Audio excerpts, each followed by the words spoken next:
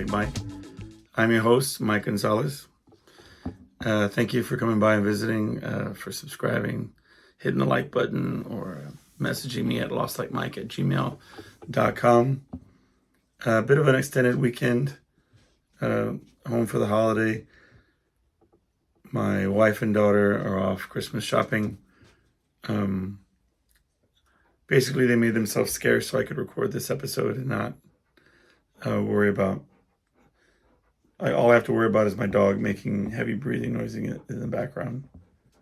Just jump on the bed, pal. You got this.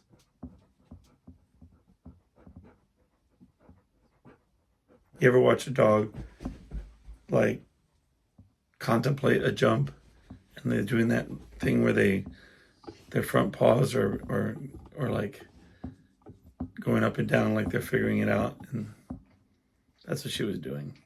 She was trying to contemplate the jump. And if you could hear it in the background, then that comment made sense. If you couldn't hear it, then I'm just telling you what's going on. Yeah, they basically made themselves scarce so I could record this episode. They've had they were off the entire week. My wife works at the school as a preschool teacher, and so my daughter was off and she was off. And a little envious of that. That must be nice. Although I can't complain. I did have Thanksgiving Day and Black Friday off, so I'm pretty stoked about that. These holidays, man, right? I mean, I'm not going to argue them, but, periodic days off.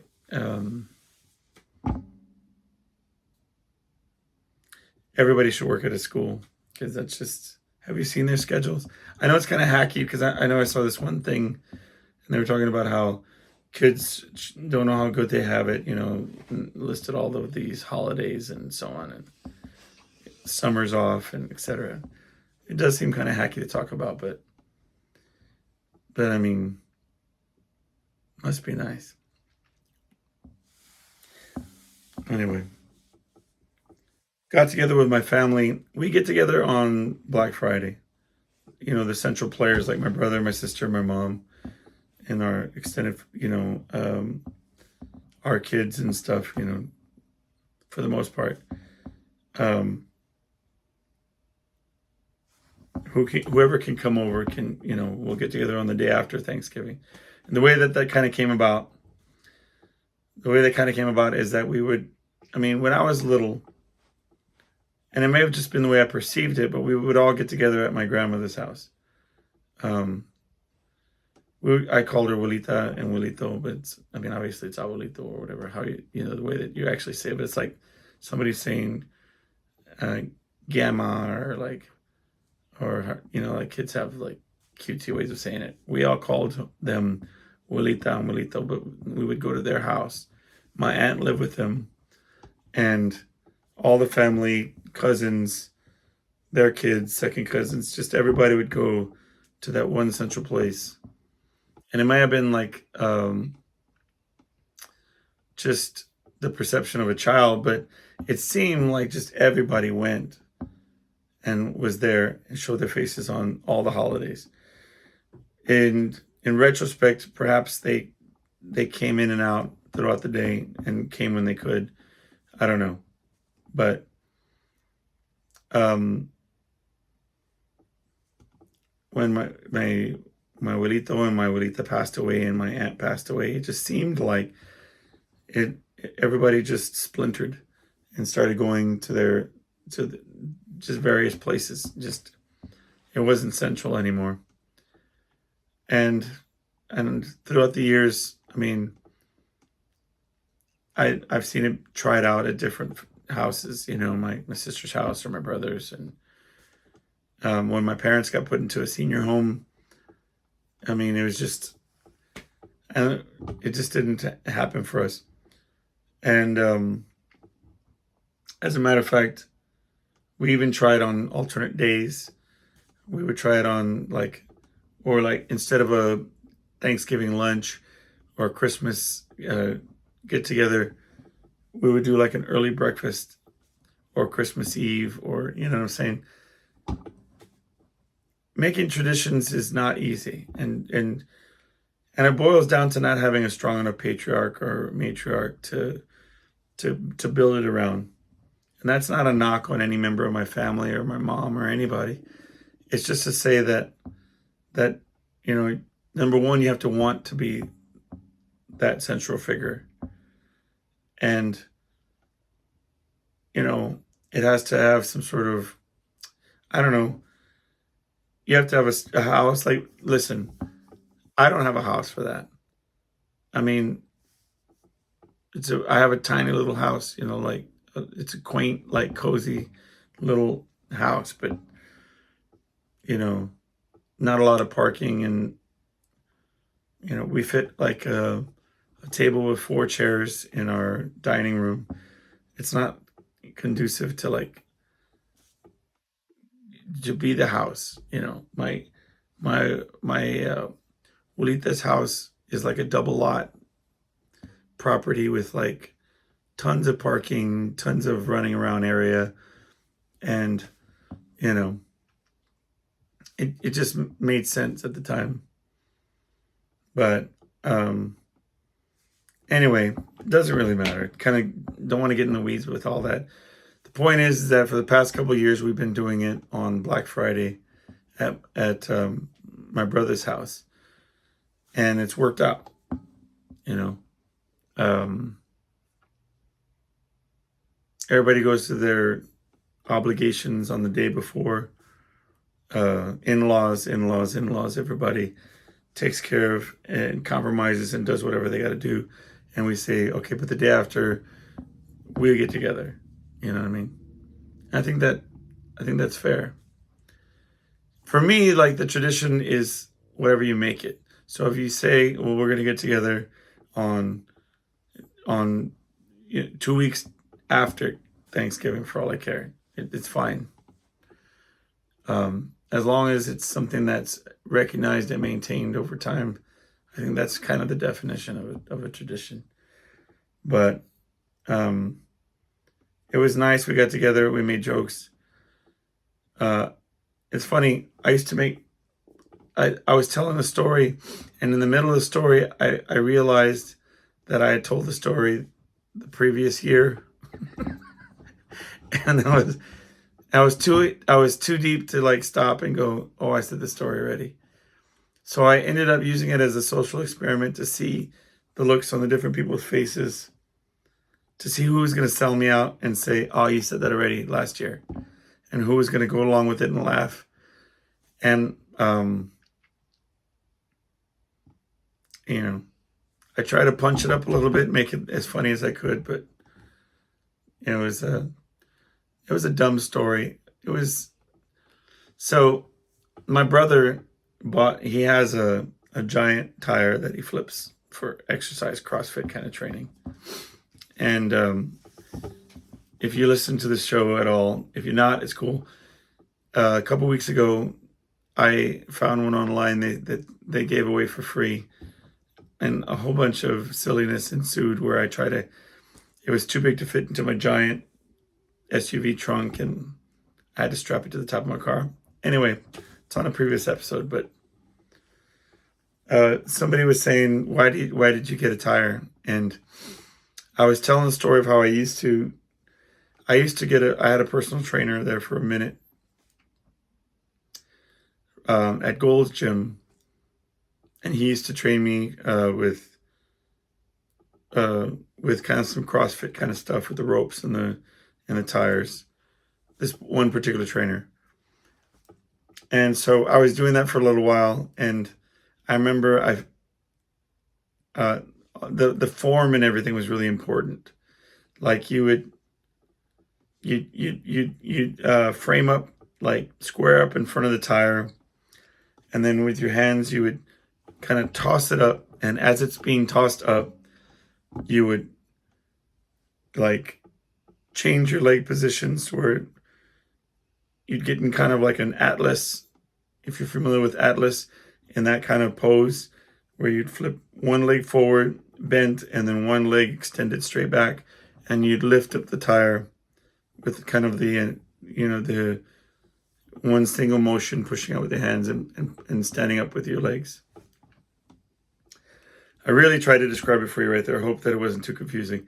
Anyway, point being that I did this for a little while, and I thought I was like, you know, super strong guy for a quick minute. Anyway, one day I was driving through a neighborhood, and there was like neighborhood garage sales, and there were all these garage sales going on everywhere. And there was a refrigerator that apparently had fallen flat. It was laying flat on the ground. I don't know if they had rolled it out of the house flat, but it was on this incline and it was laying flat on the ground. And this man was scratching his head and kind of trying to figure out what he was going to do. You could tell he was trying to figure out how to lift it up. And here I am driving slowly through this neighborhood because I'm trying to see what garage sale I wanted to stop at. And anyway, I pull over to the side and I get off and I tell the guy, I got this. It's the stupidest thing. Anyway, I do my tire, I do my good form and everything that the trainer had taught me. And then I throw the refrigerator and I lift up this refrigerator by myself. And then I don't say 2 words to the dude. I just turn around, I get back in my car and I leave. And the second I got back in my car, I thought to myself, I said, that was the stupidest thing that you've ever done in your life. Like, nobody asked you for help. Nobody said, hey, does anybody know how to lift a refrigerator? Can I get some help lifting this? Anybody? You? No? Nobody said anything. I just, So anyway, that was a story that I told last year under different circumstances, obviously, but it had come up in conversation and I said there was just one time, blah, blah, blah. I told the story about the refrigerator. So this time I realized, oh no, I said this story before. And so in the middle of it, I started looking at everybody's faces. And I think I caught on because my brother made a micro expression that maybe he'd heard it before, but he was laughing. So I thought, oh, well, he's enjoying the story. And there was one of my niece was not there the previous year, and she was laughing as a first-time listener. So, but it was interesting to watch, like, I don't know if my mom even remembered the story or if she was, happened to hear it. But I'm sure my wife had heard it a dozen times. So, but it was interesting to watch nobody cracked. Nobody said, hey, you said this story, it's okay. You don't have to tell the story again. No, nobody sold me out. So it was an interesting experiment. I waited for that.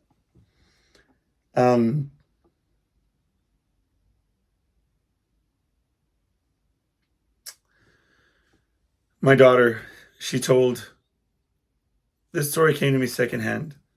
Apparently my daughter has gotten into the habit of, I'm not saying she's lying, but in this instance, it got back to me that she told a story to her friend when they were out somewhere.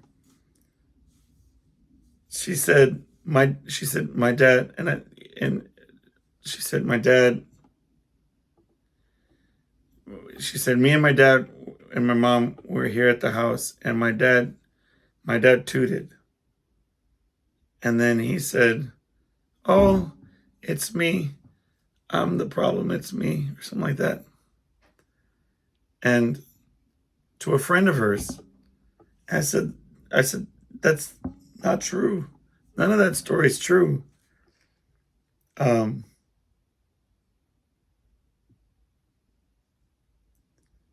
But that's dangerous, right? Like when your kids get to a certain age, they could just start making stories up and like telling them to their friends like it's God's honest truth. And she has a very honest face. That little girl can, I'm sure she could lie right to my face. And I'd be like, for sure, that's true. Then my wife's answer to that was, oh no, she's just referencing how you stink. Because that was the previous stories that my daughter tells everybody that I stink. listen, I don't think I stink. I shower. I have good hygiene. It's not fair, but it comes from the idea that men, are boys are gross and stinky, and who knows? Maybe I stink. I don't know. I'm not trying to front, but they've nurtured this narrative that I'm a ogre, and that I was telling them the other day, that's I said, it's not fair to say that somebody stinks. You know what I mean? Because you can't. You're in yourself, right? You live inside yourself, and you can't be like, I don't know, makes you paranoid. But my daughter's wonderful, though. It's part of her comedy routine, and she sticks to it. So I don't mind it. The other morning, 6 o'clock in the morning, we have the shelf, Elf on a Shelf. He came to town, I guess, after Thanksgiving, and he brings her presents. It's like a boy and a girl. I stay out of it, but so they wake me up at 6 in the morning, and my daughter's like, "Yo, like, they brought me this thing. We need to do it together." I'm so excited. She was so excited. And I'm like, okay, just give me a minute, man. I just got to wake up. I was half asleep, and I go out to the living room, and they're trying to explain what this thing is. And basically, they have this box, and it says it's a jelly beans, and it says naughty or nice jelly beans, and they're from the real fancy jelly beans. I don't know, whatever. But so the idea is that there's identical jelly beans in this box of all assorted colors, but there's like 2 flavors, and the jelly beans are identical of each kind of flavor. So you could get one, and it could equally taste like blueberries, or it could taste like toothpaste.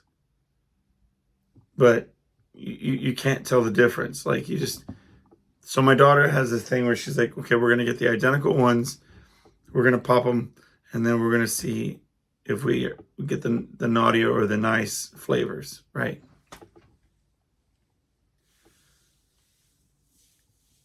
No offense to whoever created these. I don't want to knock anybody's business. I don't want to dissuade people, but don't buy these things. This was the most disgusting thing that I've done, and that's saying something. But like the first one, it was those blue ones, and it was toothpaste. So I was like, wasn't blueberries. It was toothpaste. My daughter spits it out, and she goes to throw it away. And I'm like, it's so far away. I'm just going to chew it and just eat this toothpaste one. It's not that bad, right? And so they hand us the next one. And it was popcorn or rotten egg. And I said, I mean, the prospect of biting into a rotten egg mentally freaked me out. So I was like, just kind of lick it a bit in your mouth, and then, put it in your mouth, but just be aware of it. Don't just start chewing on it like a savage. So she's like, ready, set, go. And we do it. The flavor that shot through my mouth was so rancid that I was like, blah, I took it out. It was disgusting.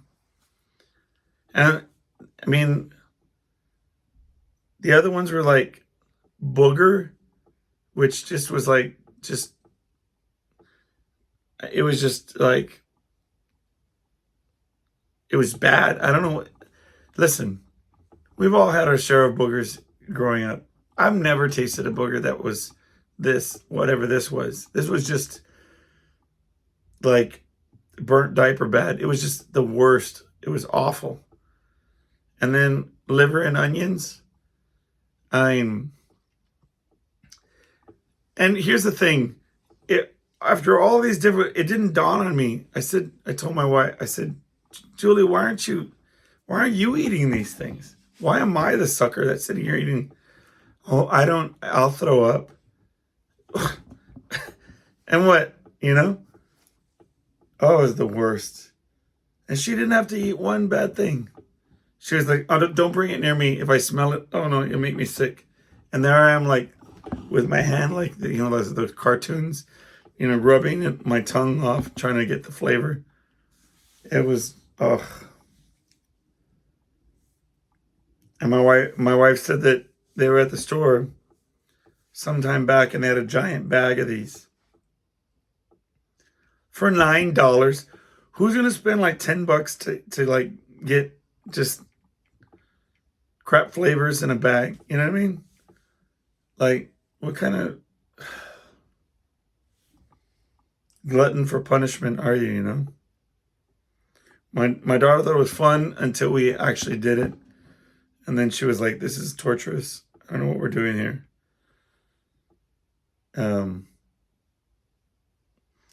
Although I love the idea that my daughter thinks, oh, I want to do something gross and kind of out there and automatically thinks of me that we could do it, I find some odd comfort in that. Like, maybe we'll do like wing tasting parties in the future or something. I don't know.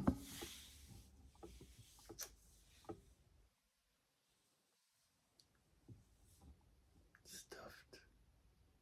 Oh. So they called me up the other day and they had gone to this theme park, SeaWorld or whatever. And here's the thing. Before I start this story, I just got to say that recently I've been recording these shows and really just kind of just saying whatever's on my mind. And I don't go back and listen to them. I don't go back and edit them unless it shuts down, unless there's an error with the camera or whatever. Which, by the way, last week, there's been a couple times where I've had to post late because of issues with uploading. But this past week, my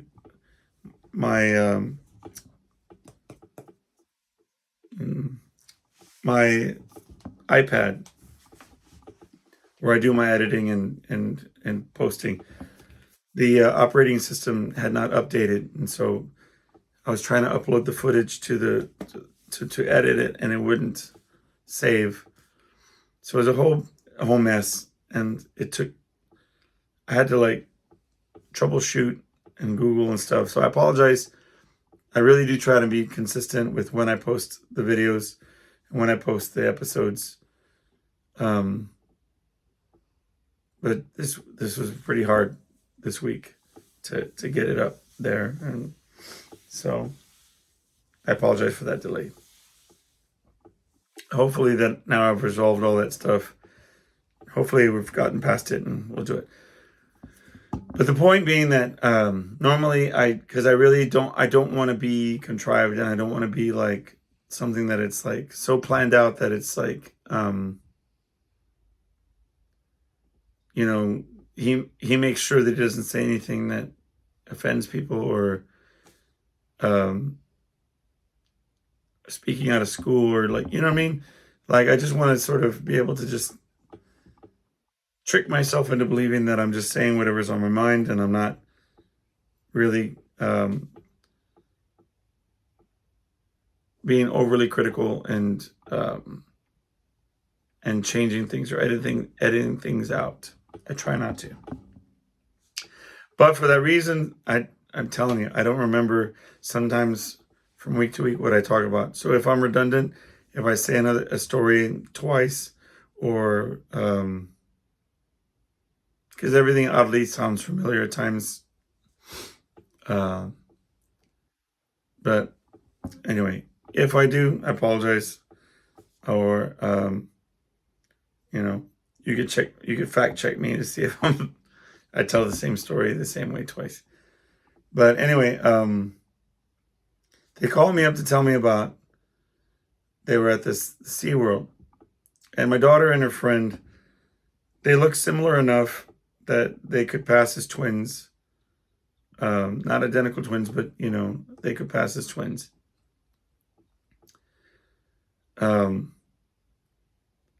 And it helps. It doesn't help that they dress them the same sometimes when they take them out together. My daughter and her friend, one of her best friends. So they had gone to SeaWorld together, and my wife calls me and says, "You never guess this. A family just came by. They won this giant stuffed dog, and they wanted to give it to the girls." And automatically, in my mind, I said, "Oh, that's a bad idea." And my wife says, "Well, the one little girl said she didn't want it." And I said, "Yeah, probably because she was, taught to not take stuff from strangers. Go on." And then she said, "Well, but we did take it for Harlow." And I said, "Super bad idea. Okay, talk to you in a while." Right? And in my mind already, I see it coming. I mean, not since the story of Solomon settling the two parties wanting to split a baby in half did I hear such a stupid thing that was coming on the horizon. This was going to end badly, and I want nothing to do with it. So later on, she texts me and she says, "This was a horrible afternoon. Tell you later." I said, in my mind, I said, "You don't have to tell me. I already know. I already know. Let me guess." They both had a meltdown about who's going to keep the stuffed dog, right? And it became a whole issue, right? Because there was one stuffed dog, giant stuffed dog, and you had two little girls that live in two different households, right? And my wife said, "Oh no, but we settled it. We thought we had settled it." And I said, "Pray tell, what did you do?" And they said, we were going to split the time. The dog was going to stay at her house some of the time and stay the other amount of time at our house. And I said, "Oh, you want to involve trauma in their lives? You're introducing custody battles with 8-year-olds, right? You're doing what divorced people do to their children and say that you're going to get them on, weekends and holidays. Are you kidding me?" That was the brilliant idea.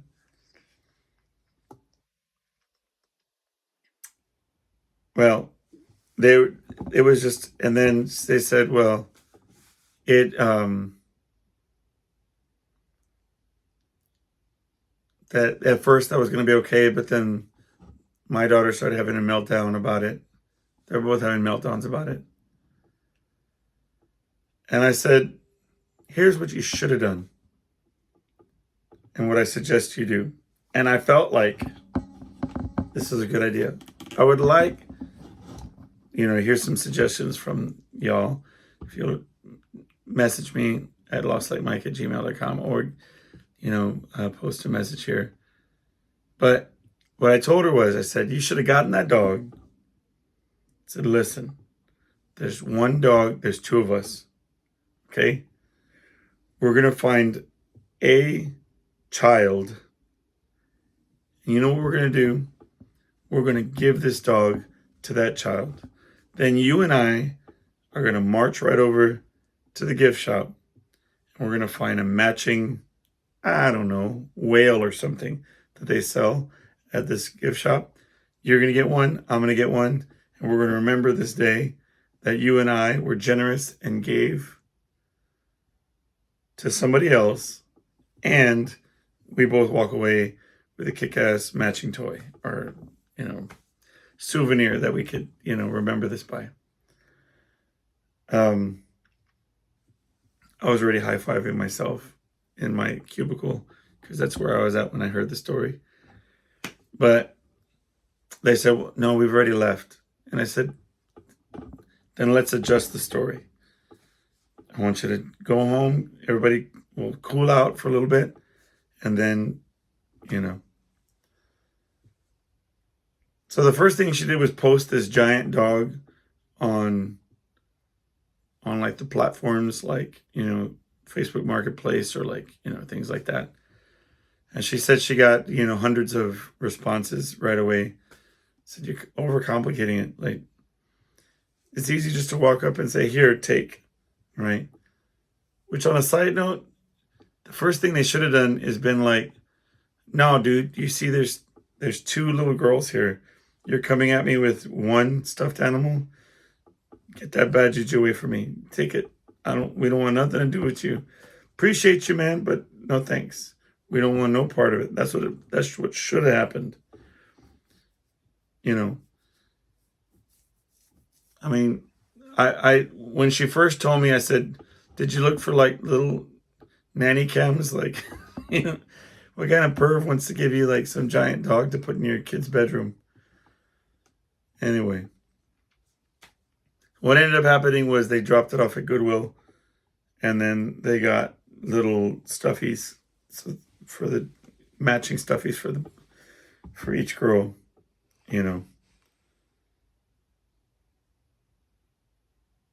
But I mean, to me, it was a no-brainer. It seemed like that was just a nightmare waiting to happen. And craziness, man.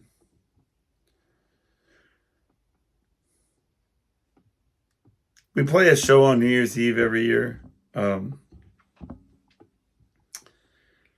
it's just me and my guy, we do this acoustic thing. And on New Year's Eve, they want us to have a full band, which translates into they just want us to add a drummer.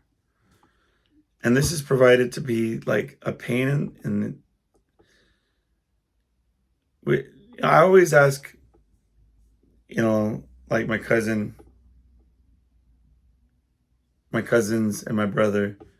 I come from a family of drummers, but it always seems like impossible to get one of them to play. Last year, one of my cousins did the show. And the previous year, a friend of mine played the show. He's since passed away, but as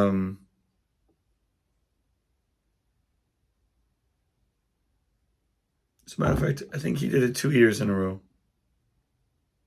It's possible. We've been doing this show for New Year's Eve for a while. Anyway, everybody shot us down this year. And there's been friends or like other drummers that I've approached. One canceled like after taking the show and, whatever. And then like other ones, don't get back. It's just been a pain, man. And so my cousin did the thing. There's this platform a forum where you post a need for a musician. And then, so he's been inundated with like 20 drummers that are like, I'm your guy, and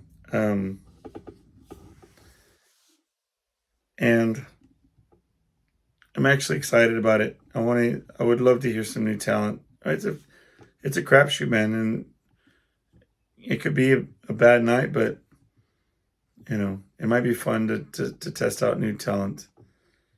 I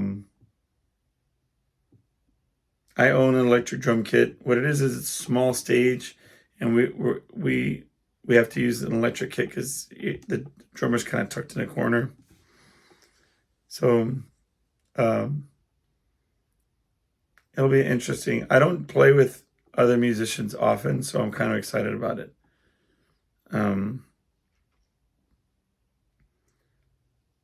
But anyway, it was on my mind because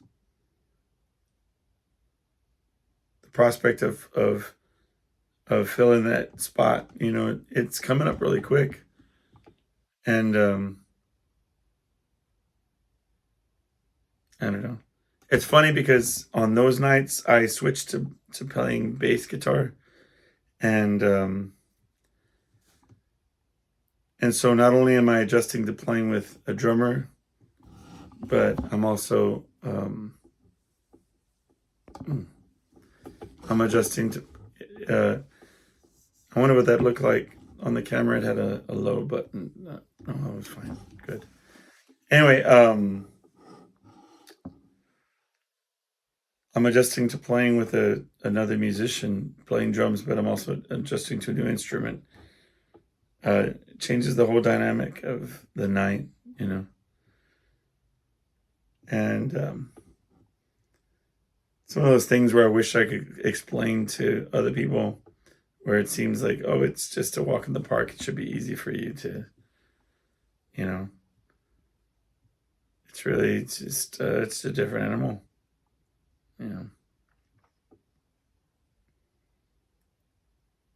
I took my dog driving today. It's her birthday.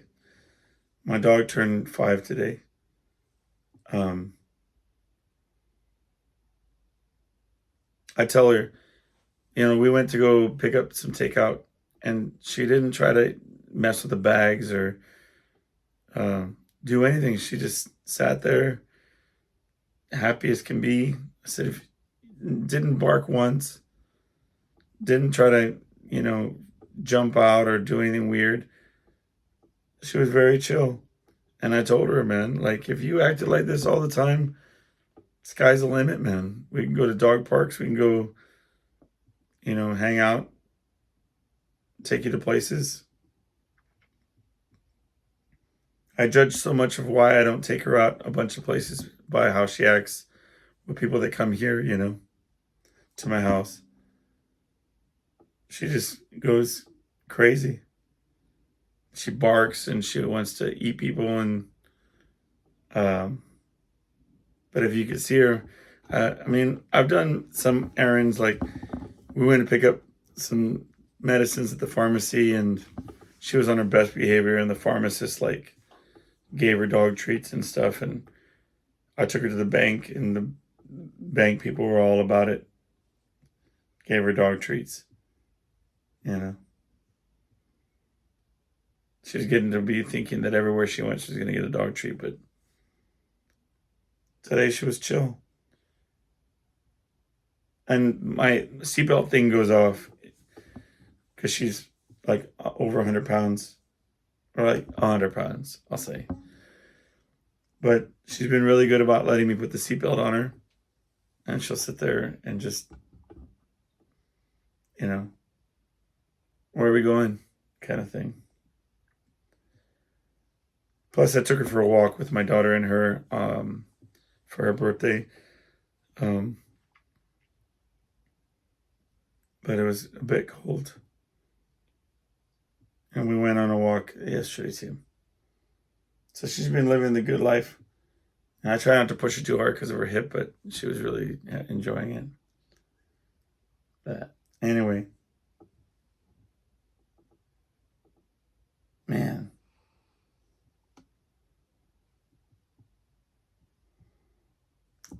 But anyway, this was an extended holiday week, and I'm really beat up, and so message me, let me know how you're doing, topics that you'd like to talk about. As always, I appreciate you listening. lostlightmike@gmail.com for any questions or topics you want me to talk about, questions you want answered. I look forward to seeing you next week, and I'll talk to you soon. All right, take care.